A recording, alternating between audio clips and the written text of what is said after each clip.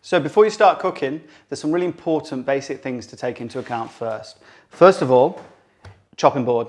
Good, solid, sturdy chopping board with a non-slip base underneath it, or some sort of wet rag, something so that it's not moving while you're preparing your food. It's going to be much safer and you're going to get a much better result. Then also knife selection. Lots of different knives out there, but you want to make sure you're using the right knife for the right job and one that's comfortable for you, more importantly. So your most general knife is your cook's knife. Always this kind of shape. Sometimes it can be a bit bigger. Has a small toe, a larger area here, which is called the heel. And this is used for chopping all sorts of large vegetables generally.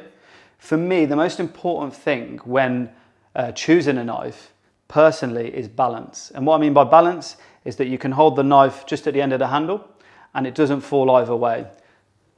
For me, if the blade's too heavy, it's too uncomfortable to use and can be quite dangerous. If the handle is too heavy, then you can struggle with accuracy because you've got a light blade that's not as strong generally. For me, that's the perfect knife. So some other knives to show you. Paring knife. So we're all familiar with these, for using lots of different things in your hands, preparing potatoes, those sorts of things. A filleting knife. Now these come in all sorts of different ways, but they're generally smaller heel, come to a point, and can be different degrees of flexible. For me, I like it quite firm, a little bit of flexibility, so when filleting or skinning fish, you can glide straight through it, but confident that it's not going to break and it's not going to cut into the flesh of the fish. So this is a different style of cook's knife, used for lots of different chopping and slicing. Has little scalloped edges which help with cutting bigger vegetables. It gives little air pockets so you don't tear or break the food. Glides through nicely and you get a lovely result. A bread knife, serrated, only on the end. I personally don't like knives that have serrations on the side with these lines. That tends to tear your food apart, tear your bread apart. You're looking for nicely spaced out serrated edges. Much easier to sharpen as well. And then lastly in this block, we've got a carving knife. So it's used for slicing all types of cooked meat. Perfect for slicing a big joint of beef at the weekend because it's nice and long, has a smaller heel, really sharp, and a thin blade so it can glide straight through the meat. So now before we start, I'm going to show you how to sharpen a knife properly. I personally like to use a diamond steel. It's called a diamond steel because of the shape of it. It tends to have a really soft metal on it, which is a very delicate way of sharpening your knife. It's best to do every time you use the knife. Do it regular and often, and you'll always keep a nice sharp result. So I'll show you with the cook's knife. Keep your hand behind this guard here, so that way if the knife's coming down, there's less chance of you cutting yourself. Start with the heel at the top, and you want to end with the toe near the bottom, and you're pulling away. And a light angle, nice fast movement, and that way your hand isn't going to move, and then you're not going to get different angles on the knife. So one side, the other side. As you get more confident, you can build it up a bit faster. Roughly 20 on each side is enough if you're doing it regular. If you're not comfortable doing that and you're just learning how to do it, the best method is like this. You hold it nice and firm, toe to the bottom of the steel, straight down, and then switch to the other side, do the same. That way you're not at any risk of cutting yourself. The worst you're going to do is come into the chopping board.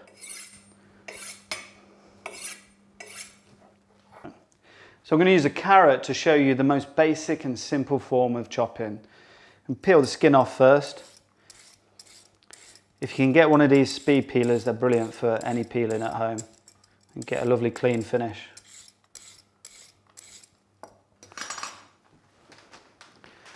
So when you're just starting out, this carrot can be quite dangerous if it's like this. So if you're practicing, the best thing to do, top and tail, and then just cut the carrot in half. So what that does is gives us a nice flat base that's not going to move around.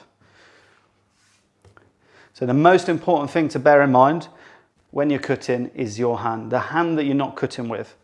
and it's a claw-like motion. So we're going to hold our middle finger on the end, and that's going to be our guide for our knife. And then behind it, we're going to have the rest of the fingers holding on, and the thumb goes right around the back, and that's holding on to the rest of the vegetable. This is where most chefs go wrong, and I myself have cooked myself many times because your thumb can slip through. So just take your time, keep that claw motion, and what we're going to do, we're going to put our toe of the blade on the chopping board, and we're going to rock in a nice slow motion. Whilst we're doing that, our knife is going to be against our finger. So our finger is just going to be holding it in place. So nice and slow. You can see how sharp that knife is, just gliding through. Slowly walking back with my left hand. So I'm getting nice even cuts of the carrot. You see how my knife doesn't actually leave the board. There's always one part, whether it's the heel or the middle or the toe of the knife, is always on the board. So I'm not at much risk of cutting myself. So we end up with lovely, evenly cut carrots and no cuts to me. So just keep these in the bowl for later.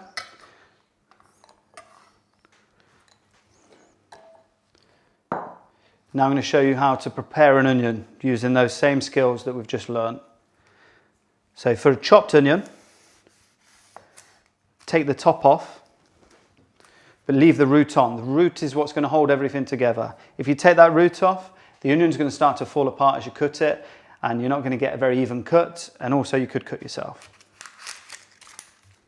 So I'm going to use the paring knife just to nick at the edges of the skins.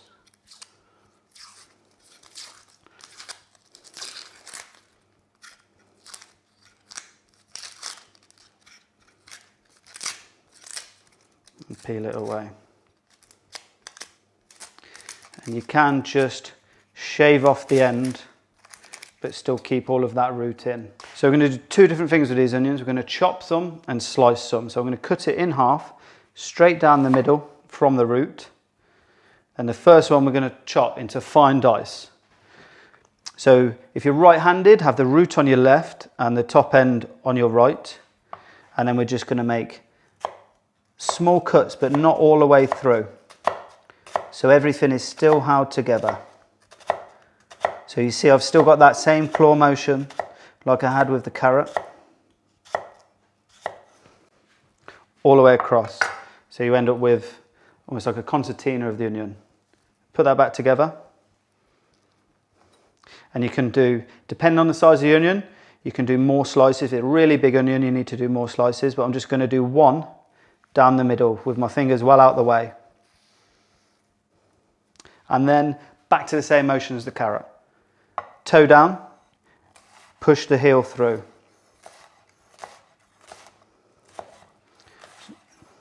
The bigger the onion, if you've got a slightly small knife like this, you may need to just lift it off the chopping board, but keep that same motion, and it's toe down first, then heel. So what you end up with is a lovely small diced onion, perfect for your bolognese or casserole or anything like that. Okay, so let's just move these chopped onions out of the way. Now this is very similar, much more easy, but this is sliced onion. Now for me, there's only one way to slice an onion, personally, and it's this way. So you go from the tail to the root, because there's strings that go across the onion that you can see in these lines. If you slice an onion that way and then cook it, those strings never break down. If you want the onion to break down, if it's for a soup or if it's for a sauce or even it's just for caramelized onions, the best way is to slice it this way. So same action, toe to heel again with the cook's knife, and we're just going to follow it through. And if you've got a good sharp knife and a good action, you should end up with lovely even slices that are perfect for a salad or a soup or caramelizing.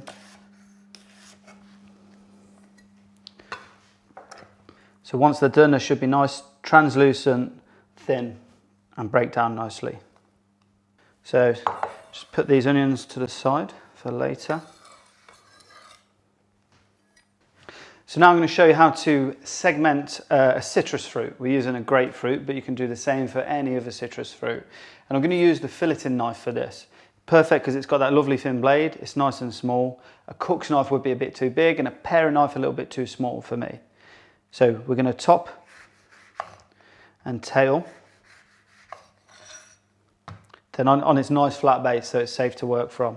And what we want to do is follow the natural shape of the grapefruit in as many cuts as possible so we get a lovely round finish. We don't want to square it off. So your first cut, you're just making sure you go through the flesh so you can see all of the grapefruit there. Important thing to remember, if you're right-handed like me, turn it clockwise. That way you can always see where you're cutting and you're not in any danger of cutting underneath, cutting into the fruit or cutting yourself. So turn it clockwise, follow the pith, clockwise again, and just keep going until you get a lovely round finish. It's a lovely technique for salads because you don't get any of the pith in it, you don't get any of the skin in between the segments, you just get the lovely texture and juice from the fruit. So what you should end up with is a really good round finish with hardly any pith on it at all. And just grab a bowl. So you want to collect all the juice that comes from this. Your fruit over the bowl. Take time to look at where the segments are, and that's where you want to go. Just to the right of the first line, in until your knife stops. Let the knife do the work. Pull your knife out. Same again to the next. So you get this beautiful segment. Follow that all the way around, keeping your left hand well out of the way. And just let it fall into there. Some are going to be a bit smaller. You've just got to follow the lines of the fruit all the way through. Try not to waste any.